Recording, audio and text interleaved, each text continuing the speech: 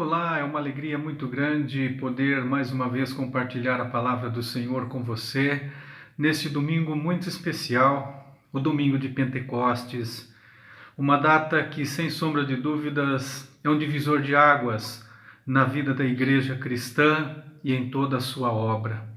E eu quero agradecer a todos que têm assistido os vídeos, as pregações, aqueles que têm visualizado, compartilhado, e também a todos aqueles que estão se inscrevendo aqui neste humilde canal. Meu grande abraço a cada um e que Deus assim continue abençoando os irmãos aqui da nossa Igreja Evangélica Reformada de Arapongas e também das demais igrejas irmãs. Pois bem, na pregação sobre a ascensão do Senhor, sob o título Ele Subiu ao Céu e Daí, que você pode assistir neste canal e que foi feito dias atrás, eu afirmei que a autoridade que Cristo recebeu do Pai quando ele se assentou à destra do Senhor, à sua direita, foi a autoridade para derramar o Espírito Santo sobre a igreja. E são mesmo de Jesus as palavras que estão registradas lá pelo evangelista João, palavras de grande consolo e conforto ao nosso coração, quando ele diz: eu rogarei ao Pai e ele vos dará outro Consolador para que fique convosco para sempre. Também, mas aquele Consolador, o Espírito Santo, que o Pai enviará em meu nome, esse vos ensinará todas as coisas e vos fará lembrar de tudo quanto vos tenho dito, diz Jesus.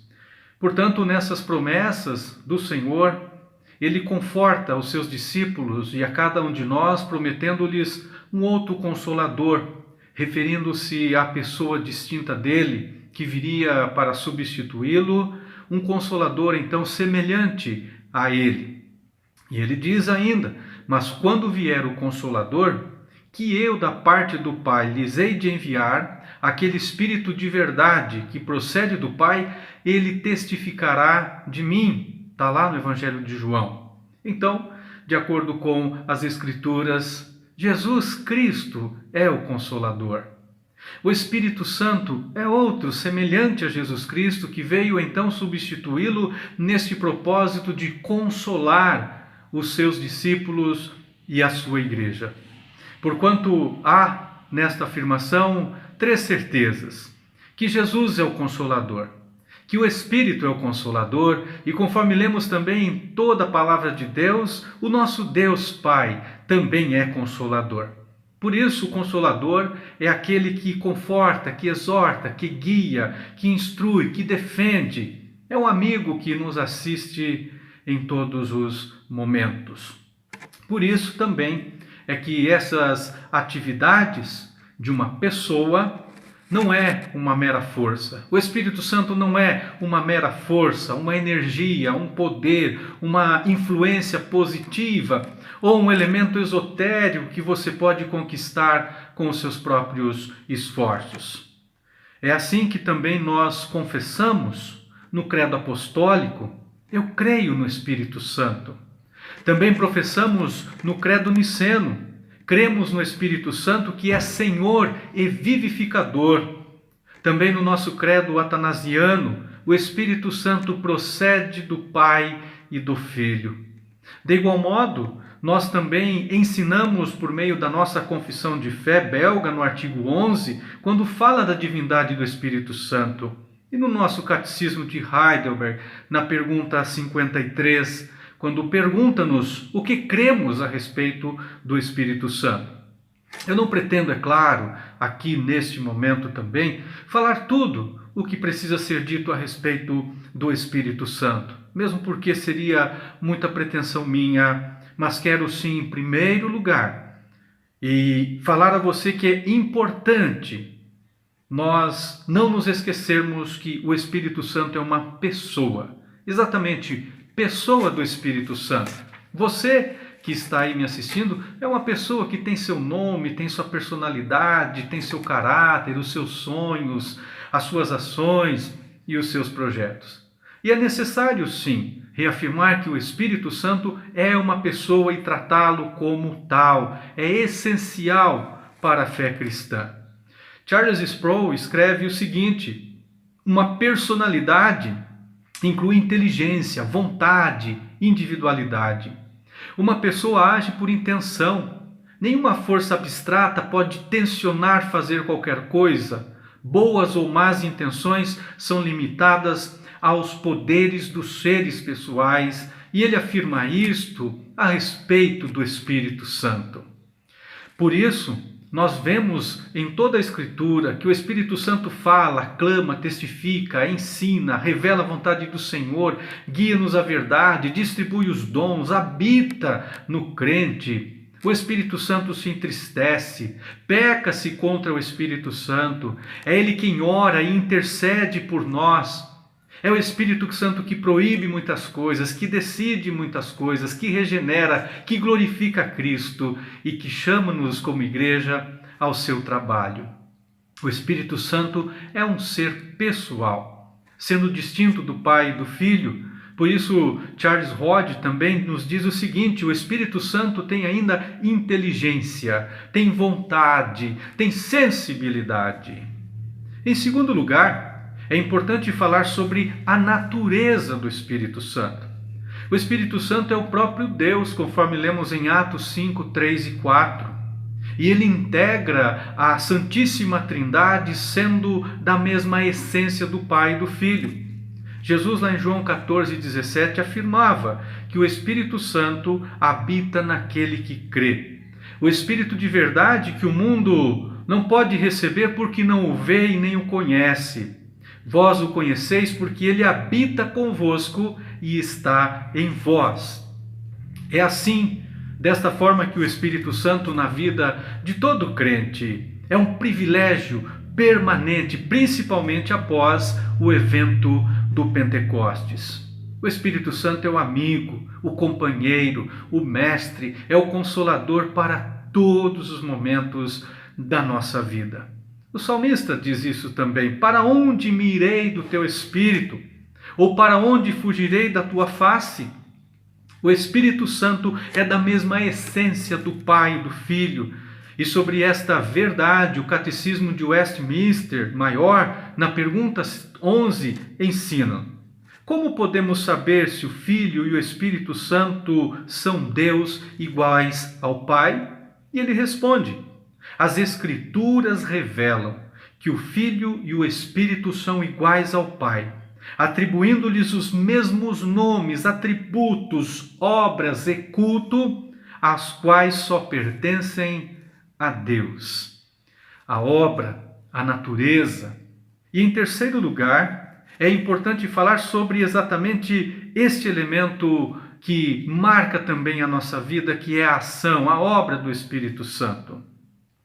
A presença do Espírito como integrante da Trindade é claramente observada em toda a criação, quando nós lemos lá em Gênesis 1:2, a terra era sem forma e vazia, e o Espírito do nosso Deus pairava sobre a face das águas. Também na obra de redenção, não por obras de justiças praticadas por nós, mas segundo a sua misericórdia, ele nos salvou mediante o lavar regenerador e renovador do Espírito Santo que derramou sobre nós ricamente por meio de Jesus Cristo, o nosso Salvador. A obra do Espírito Santo também presente na santificação. É ali que fomos eleitos segundo a presciência de Deus Pai na santificação do Espírito para a obediência e aspersão do sangue de Jesus Cristo, conforme 1 Pedro 1:2. Como pessoa, o Espírito Santo age da mesma maneira. Ela permeia e transcende toda a história. No seu livro O Espírito Santo, de Billy Graham, e eu recomendo a leitura desse livro a você, Billy Graham, ele traça uma linha histórica muito interessante sobre quando o Espírito Santo veio sobre a sua atuação. A atuação do Espírito Santo desde a criação até Belém é uma primeira parte. A atuação do Espírito Santo de Belém até o Pentecostes. E em terceiro lugar, Billy Graham fala sobre a atuação do Espírito Santo de Pentecostes até hoje, no mundo, na igreja e na vida de cada crente. Também o teólogo Parker, no seu livro Conhecimento de Deus, afirma categoricamente que a obra do Espírito Santo é tão importante que, se não fosse pela sua ação, não haveria evangelho, não haveria fé, não haveria igreja e nem o cristianismo no mundo. Portanto, falamos até aqui sobre a pessoa, a natureza, a obra do Espírito Santo, ainda que de forma muito resumida, como disse, pois há assim muito a ser dito e a ser estudado. Mas vale um alerta a você. Não podemos ceder à tentação humana de ir além do que o Espírito e as Escrituras revelam e vão. Portanto, além do que requereu de nós sobre o risco de cairmos em cogitações, em conjecturas e práticas cada vez mais que se afastam da revelação bíblica, um cuidado. Em quarto lugar, é muito importante falar hoje sobre o Pentecostes. Atos, capítulo 1, de 9 a 11, Lucas relata a ascensão de Jesus ao céu. E logo no capítulo 2, ele destaca a descida do Espírito Santo. Se eu não for, o Consolador não virá para vós outros, se porém eu for, eu vô-lo enviarei. A vinda do Espírito Santo provou aos discípulos que Cristo tinha sim entrado no santuário celestial, que ele tinha sim se assentado à direita de Deus Pai e que a sua obra redentora estava concluída. Também, nas palavras de Billy Graham, sem dúvida, a vinda do Espírito Santo em Pentecostes marcou uma mudança radical na maneira de Deus se relacionar com o ser humano. É um dos 5 acontecimentos passados, todos eles componentes basilares do Evangelho cristão, as quais são a encarnação, a redenção, a ressurreição, a ascensão e Pentecostes. E o 6º componente que ele coloca, que ainda está por ser realizado, que é a segunda vinda de Jesus. No calendário judaico haviam diversas festas durante o ano, mas 3 festas eram as mais importantes: a festa da Páscoa, a festa dos tabernáculos e a festa do Pentecostes, que era celebrada 50 dias após a festa da Páscoa e celebrava o início da colheita dos primeiros frutos, conforme lá em Números 28, 26. E é verdade, o que o dia de Pentecostes, quando veio o Espírito Santo, foi um dia dos primeiros frutos, o início da colheita que Deus neste mundo está realizando e estará completando com a volta do Senhor. Desde o Pentecostes, o Espírito Santo é este elo entre a primeira e a segunda vinda de Jesus. É o Espírito Santo que aplica toda a obra de salvação de Jesus Cristo nas nossas vidas. Concluindo, entendo que o que já foi dito é suficiente para entendermos algumas coisas. Entretanto, como disse, há muito a ser dito sobre a obra, a pessoa e a natureza do Espírito Santo. Por isso, creio que o Pentecostes foi, sim, um divisor de águas na história da igreja, mas não foi o início de uma nova fase, como sempre quiseram e sempre também alguns têm querido hoje. Por exemplo, alegando ser um profeta do Espírito Santo, um homem do século II chamado Montano, ele insistiu em que estava conduzindo a igreja para a sua 3ª fase. Seguindo a era do Pai, seguida a era do Filho, a igreja estava prestes a entrar agora na era do Espírito Santo. E 2 profetisas, Maximília e Priscila, se juntaram a ele e predisseram a alvorada de um novo milênio, de uma nova era, de uma nova realidade. Entretanto, foram julgados como hereges pela igreja e enfraquecidos porque muitas de suas revelações e previsões falharam. O montanismo finalmente desvaneceu. Quando nosso Senhor estava para subir aos céus, ele deu à igreja a grande comissão, prometendo que estaria com ela até a consumação dos séculos. E ele está conosco, porque o seu Espírito Santo está conosco. Cada crente recebe o Espírito Santo para sempre. E como corpo de Cristo e como instituição visível, a igreja coletivamente se torna o lugar da habitação do Espírito Santo e também na vida de cada crente. Assim como Ezequiel lá no Vale de Ossos Secos, nós pregamos àqueles que estão espiritualmente mortos e o Espírito exala a vida dentro de cada um deles. A nossa obra não é profética no sentido de que prevê ou provê novas revelações ou novos Pentecostes, mas é profética porque é a proclamação da palavra de Deus, a palavra completa de Deus neste tempo presente. E assim, como lá em Atos capítulo 2, no versículo 11, todos ouviram em suas próprias línguas falar das grandezas de Deus.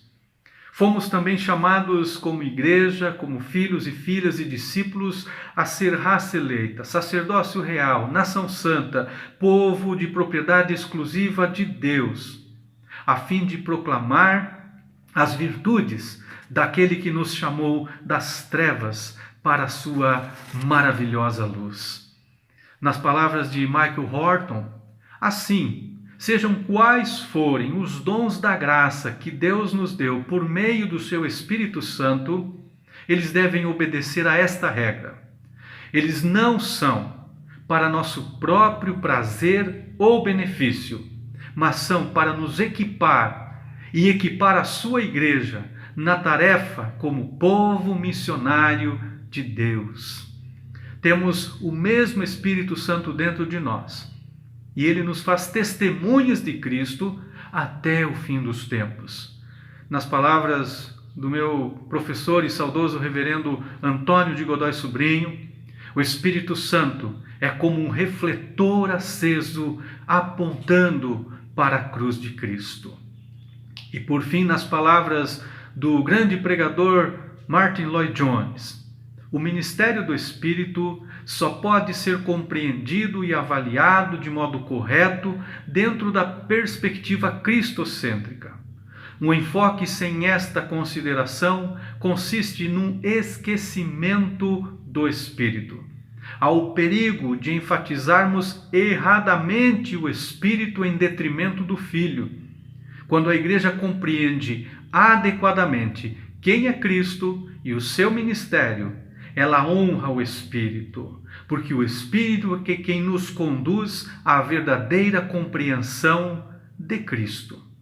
Portanto, meu irmão, minha irmã, neste domingo de Pentecostes, celebremos a vinda do Espírito Santo, enviada pelo Pai, enviada pelo Filho, e creiamos sempre que não há Pentecostes se a obra de Cristo não estiver no centro dele.